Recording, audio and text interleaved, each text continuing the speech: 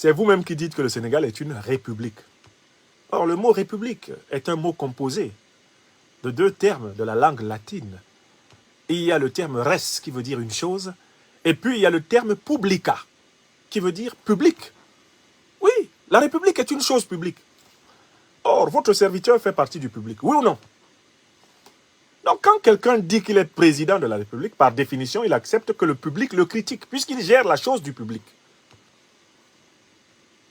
Et une République n'est pas simplement ouverte à la critique de ses citoyens, elle est ouverte à la critique universelle.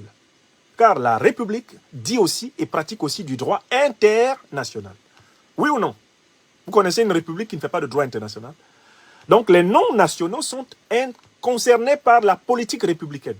Car dans la politique républicaine, il y a bien sûr l'art de la gestion des relations internationales, à savoir la diplomatie. D'où, d'un point de vue intellectuel et théorique, il n'y a même pas de débat. J'ai le droit de dire ce que je veux de n'importe quelle république. Car rien de ce qui est humain ne m'est étranger. Écrivez ça. Tilanala. Donc je dis à mes jeunes frères et sœurs, les bassirouophiles, de ne pas avoir peur. Qui bene amat, bene castigat, qui aime bien, châtie bien. Nous ne laisserons pas le jeune président de la République du Sénégal, notre bien-aimé frère Bassirou Diomaye Faye, croire que nous ne le voyons pas.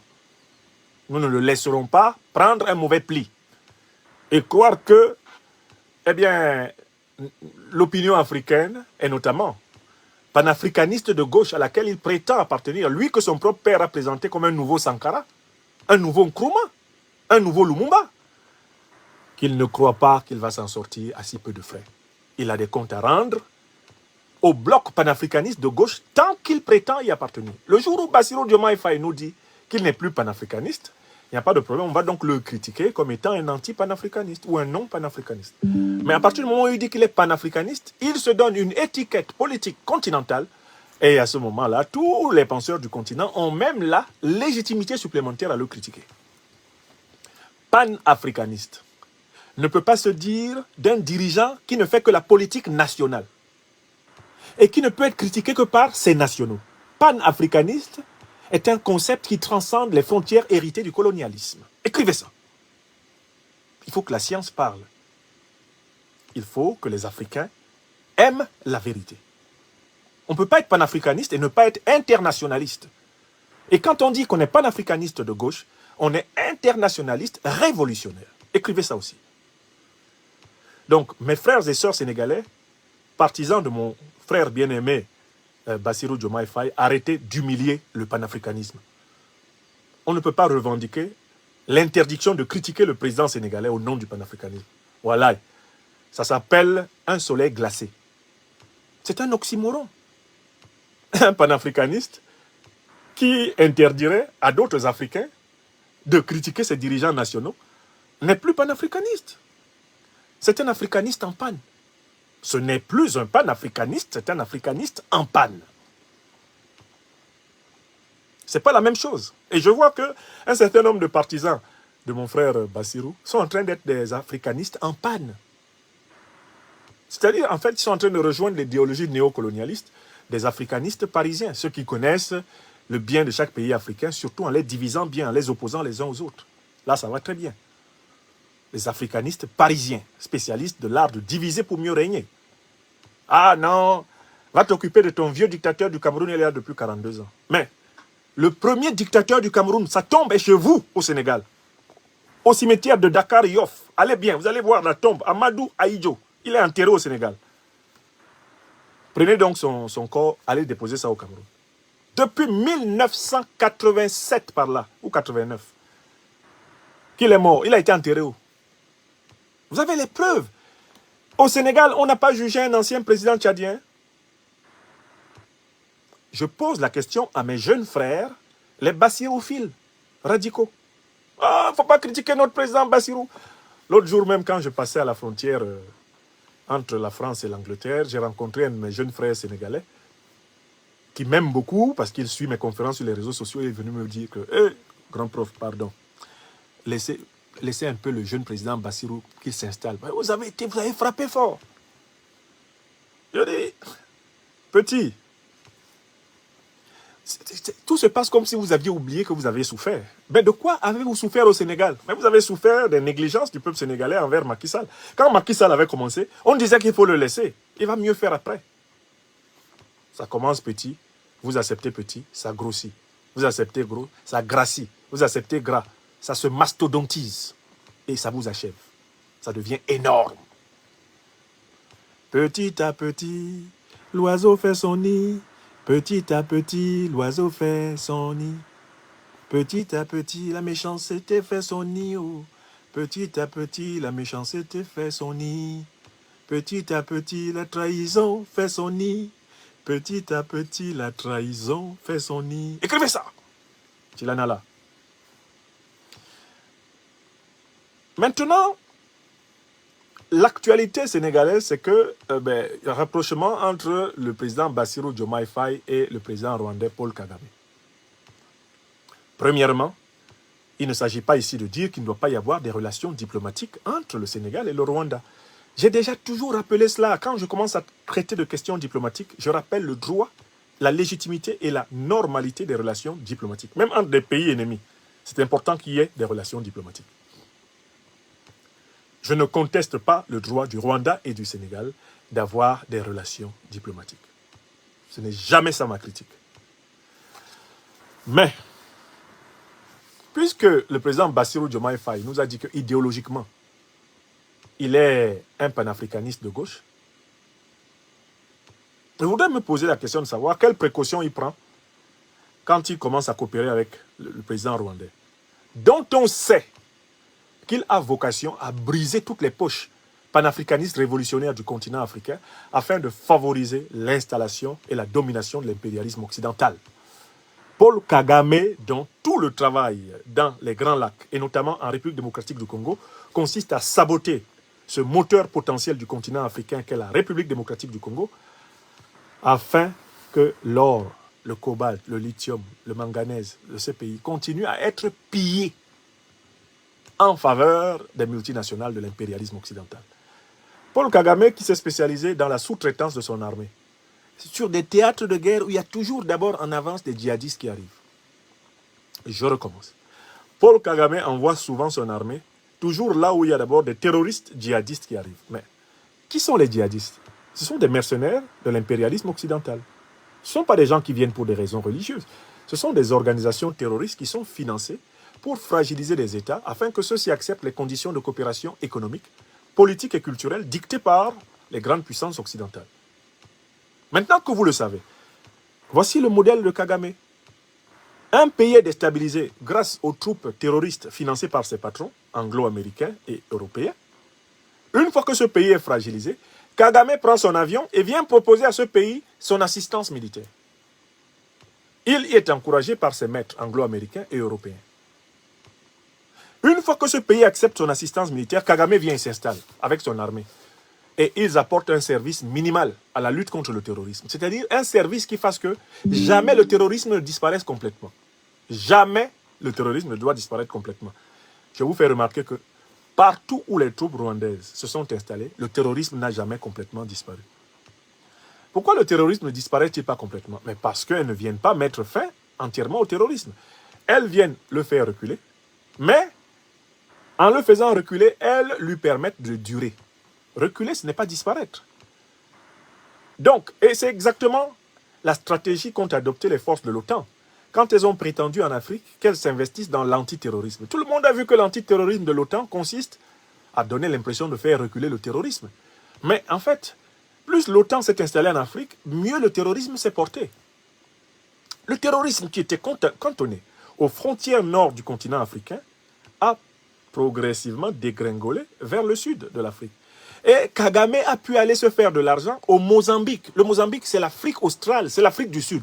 Même jusqu'au Mozambique, ils ont projeté des soi-disant djihadistes pour attaquer le Mozambique, notamment dans la province la plus riche en gaz et en pétrole du Mozambique.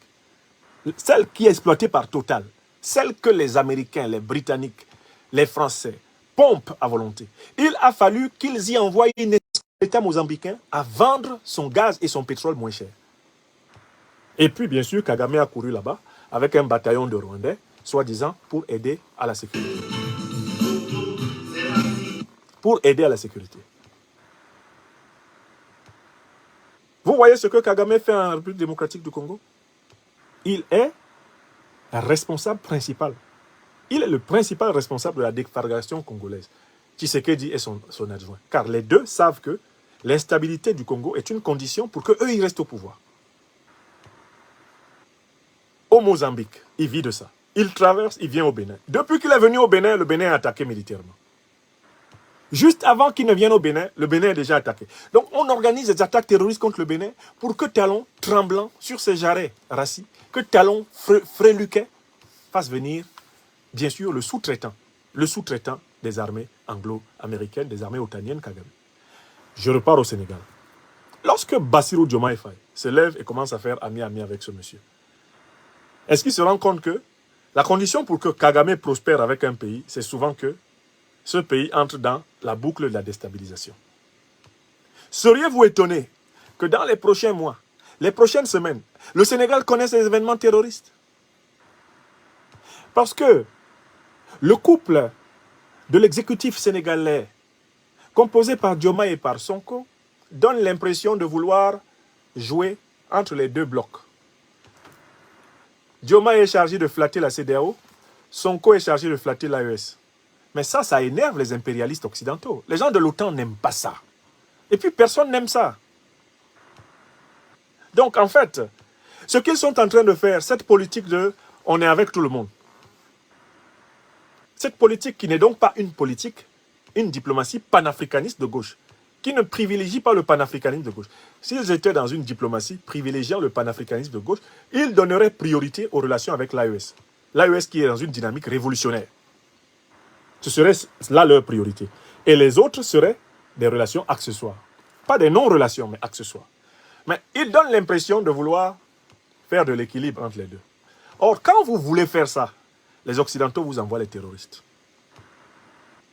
Sénégalaises, Sénégalais, écrivez ce que je viens de vous dire. Quand vous voulez faire ça, les hommes politiques, l'oligarchie occidentale n'aime pas les hésitants. Dès qu'elle sent que vous voulez jouer au malin, c'est-à-dire à celui qui est en bon terme avec l'AES et avec la CEDEAO, il vous envoie des terroristes. Vous voulez des exemples? Bon, je vous donne l'exemple du Togo. Le Togo est entré très rapidement dans une diplomatie où il cherchait à faire de l'équilibrisme entre la CEDEAO et l'AES, n'est-ce pas? Le Togo a même lancé l'initiative de l'APA, Alliance Politique Africaine. En fait, l'APA, qu'est-ce que c'est? C'était une tentative, si vous regardez bien l'APA, de synthèse entre la CEDEAO et l'AES. C'est ce que le Togo a essayé. Mais qu'est-ce que le Togo a récolté? Attaque à la frontière nord. Les impérialistes n'aiment pas les gens qui veulent leur montrer qu'ils sont plus malins qu'eux. Ils ont attaqué le Togo. Plus de 50 à 100 soldats togolais sont morts ces 2 dernières années. Attaqués par les mêmes qui ensanglantent le Burkina, le Niger, le Mali. Pourquoi ces attaques? Mais pour dire à Faure Gnassingbé, tu es avec nous ou tu es contre nous. Je remonte au Sénégal. Les nouveaux dirigeants sénégalais, de ce point de vue, commettent une erreur que Macky Sall ne commettait pas. Macky Sall, lui, il a donné toute sa confiance à l'OTAN. Il a dit, je suis votre vassal. Waouh. Bon, quand tu donnes toute ta confiance à l'OTAN, l'OTAN dit à Al-Qaïda et l'État islamique, des organisations que l'OTAN a créées, de ne pas te frapper. C'est bon, il a obéi, lui, il est dans nos mains. Mais quand tu donnes l'impression que tu veux aller à gauche et à droite en même temps, ben, l'OTAN dit entrez un peu là-bas. Donc, nous sommes aujourd'hui déjà le 14 mai 2024. Je dis aux nouvelles autorités sénégalaises, la diplomatie floue, c'est elle qui permet l'entrée du loup. Les Occidentaux, au sens de l'élite politique occidentale, je veux dire, n'accepteront jamais que vous donniez même l'impression de les mettre à équidistance, comme vous essayez de faire maintenant, entre la CEDEAO et l'AES. Dès lors qu'ils vont voir que vous voulez jouer à la politique du malin avec eux, ils vont infiltrer les mêmes troupes qui ensanglantent le Mali, le Burkina et le Niger, ils vont les infiltrer au Sénégal. D'ailleurs, pourquoi le Sénégal n'est pas attaqué depuis? C'est parce que le Sénégal a donné carte blanche à l'OTAN, qui est la grande puissance militaire de son territoire. Le Sénégal est sous occupation militaire franco-américaine. Une fois que tu leur donnes ces garanties-là, bon, ils disent à leurs brebis de ne pas te secouer. Voilà la vérité que je voulais dire ce soir. Quand vous voyez Kagame, c'est que le loup est dans la bergerie. Quand vous voyez quelqu'un qui commence à faire ami-ami avec Kagame, c'est que il risque d'introduire le loup dans la bergerie. Surtout quand vous laissez les soldats de Kagame entrer dans votre sol. C'est que vous n'aimez pas la paix. Quand vous laissez entrer les soldats de Kagame en Afrique dans votre sol, c'est que vous avez accepté d'héberger la phrase des néocolonialistes qu'on a retrouvée dans le campement de l'Union européenne à Niamey. La paix, on peut l'éviter. Installer les troupes de Kagame dans un pays africain, c'est éviter la paix. C'est ce que je voulais dire. Donc, à ceux qui ne supportent pas qu'on critique les pas du président Bassirou Diomaye Faye, je dis de tenir bon. Il est président pour 5 ans. Et d'Egam, on critique. C'est ça la vie. Et surtout la vie des républiques. Mes chers amis, ça fait maintenant 1 heure et bientôt 30 minutes que je vous entretenais. C'est bien beaucoup.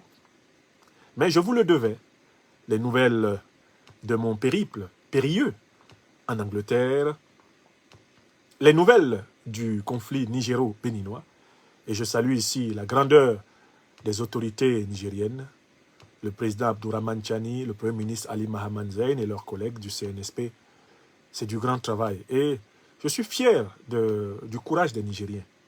Je suis fier de leur capacité à poser leur dignité, leur souveraineté au-dessus des considérations, eh bien, bassement taloniennes. Talon pense bas. Talon ne pense pas au-dessus de son talon. Car, en fait, l'histoire s'accélère. Je vous ai enfin parlé, eh bien, de cette espèce de jeu sur les 2 tableaux. Et j'ai insisté sur le fait que, méfiez-vous, quand il y a Kagame qui entre, c'est qu'il y a un loup. Et ne vous étonnez pas de ce qui va arriver bientôt, parce les jaloux, les impérialistes et néocolonialistes n'aiment pas qu'on leur donne l'impression de vouloir jouer sur plusieurs tableaux. En fait, avec eux, il faut leur dire non, fermement. Et après, vous pouvez avoir des relations claires. Ou oui, fermement. Et après, vous avez des relations claires. Mais si vous leur dites oui, ils y voient du flou et ils vous envoient des loups.